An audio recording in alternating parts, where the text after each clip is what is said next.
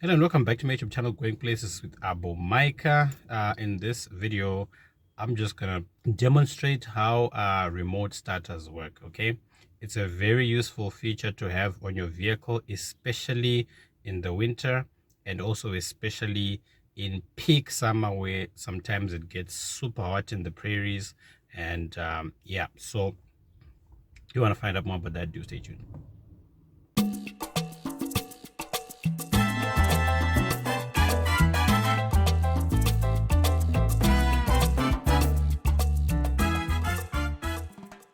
So yeah, I always used to wonder, like, hey, I always see vehicles advertised, hey, remote starter installed, blah blah blah, and I always used to wonder, like, okay, so when you start your car remotely, like, how does it work? What if someone breaks into your car and tries to drive it away because the engine is running, blah blah blah. So yeah, I'm just gonna demonstrate that with this vehicle. Okay, so a remote starter is something that's very useful to have. You can install it on pretty much any vehicle, and a lot of vehicles in Canada come with either factory remote starter installed, or you can do an aftermarket one. It costs maybe like you can get one installed in in your vehicle for maybe like 300, 350. Yeah, on the higher end, you're looking at maybe 700 bucks. The most important things when it comes to your remote starter, guys, is range. Okay, you have to make sure that you are able to actually start the car from a distance. Okay, so the longer the range, generally the better, because like some of us live in apartment buildings, right? Your car will be parked like maybe, I don't know, like, I don't know, 60, 70 meters away. So, and like in winter, you don't want to have to leave your apartment in order to go and start the car. Okay. I used to do that with the last car that we had. The range was like maybe 10 meters and I couldn't extend it. So when I went to the dealership and said, hey, I want to extend the range of my remote starter, they were like, pay 700 bucks and we'll get a new one installed. I was like, no. So so yeah, so I'm just gonna demonstrate it here, and yeah, then you pretty much get to see how it practically works. Okay, so do stay tuned.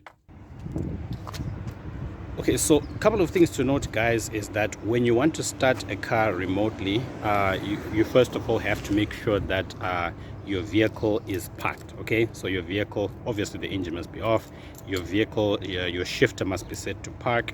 Okay, I'm just gonna flip. So anyway, I'm starting this car, right? And so important thing is your all your doors must be locked. Okay, so all of your doors must be locked, your shift lever must be set to park, and also usually remote starters won't work if you've got an engine check light on. Okay, so whenever you're buying a vehicle and you see that it's got a remote starter, but when the car has got an engine check light on, chances are it's not gonna start, or if it starts, it's gonna turn off like shortly afterwards. So I'm gonna start this vehicle here, and this is the key fob.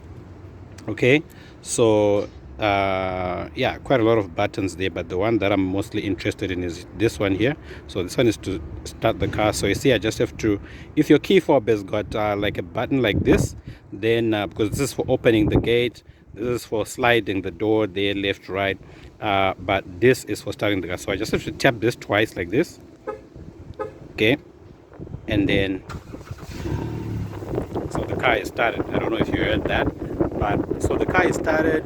You can be aware. So what typically happens is that when you start a car remotely like this, the engine will run for about 10 to 15 minutes. So that can be useful to, that can be ample time to like warm the car up, so that when you get inside, it's comfortable. So so now the engine is running, and so here the doors are locked. So anyway, but let's just say, so now I can unlock the doors. Okay, and then I'm gonna hop in, and there we go. Okay, so you see the engine is running, and shift lever is on park and everything, but there's no key over there, right? So now imagine someone tries to drive off the car. What are they gonna do? They're gonna try to pull down the shifter. Okay, so the shifter here, it's stuck, it's not moving. and it won't move. Why? Because there is no key in there. So it's a nice little security feature that they put there to make sure that nobody drives off with your vehicle because you've started the car and there's nobody in there. So so of course here, like, I have to, like with automatic gearboxes, you have to step on the pedal there in order to, pull this down. But still, the shifter won't move as long as there's no key in there. So you can be pretty, like, confident that nobody's gonna just, take off with your vehicle. So put the key in there, right? And then of course, like, so when you put the key in there, you have to take it to on. Okay, boom. Okay, so now your lights are, it's doing all the tests and everything fine.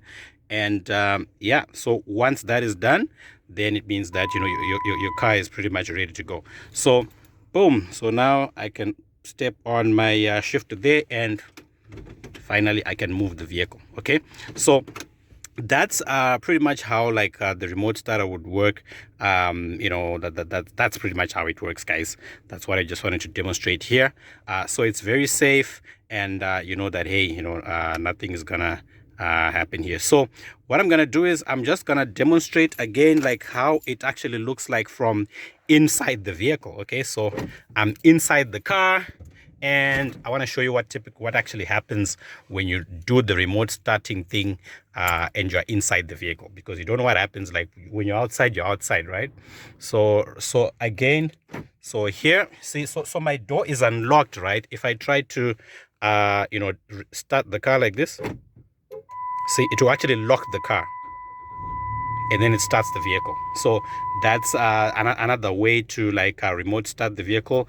Like in this particular model, the car that I had before this one, you couldn't start the car if the doors were unlocked. But with this one, the moment you actually start the car remotely, it will lock the doors. So that's a cool that's a cool feature over there. So yeah, so as you can see there, the vehicle actually locked the door. So you can actually turn it off as well, if you want to turn it off, because some people say, hey, so if you start the car, then if you want to turn it off, can you turn it off remotely? Yes, you can. So again, just double tap here and boom. So again, engine is switched off. So that's how it works, guys. But of course, I like doing it the good old-fashioned way. Yeah, I like getting the key. But anyway, guys, I hope you found this video hope you found the video useful, guys. If you did, give it a thumbs up, like, share, subscribe, turn on notifications. Don't miss out when I upload the next video. Okay, I'm not a car expert, guys. I'm not a car salesperson, but yeah, I mean, yeah, I talk about immigrant stuff. So this is something that is not very, it's not mainstream where I come from. You don't need a remote starter in most African countries, right? Because the weather is always, like, temperate enough for you to get into your car and warm it up while you're inside. But over here, when it's like -30, you want to make sure your car is warm before you actually drive off. Otherwise, you'll be feeling cold in your car. So what I used to do, our first car did not have a remote starter, but so what I would do is that I would actually get out of the house and go and start the car, and then leave it running for like 15-20 minutes or whatever, and then it will be like super warm inside, with the turn on the heat and everything. So yeah, that's what I just wanted to show you guys. I like to keep my videos under 10 minutes, but I would love to just hear your feedback in the comment section below. Yeah, we'll see you in the next video, guys. Cheers.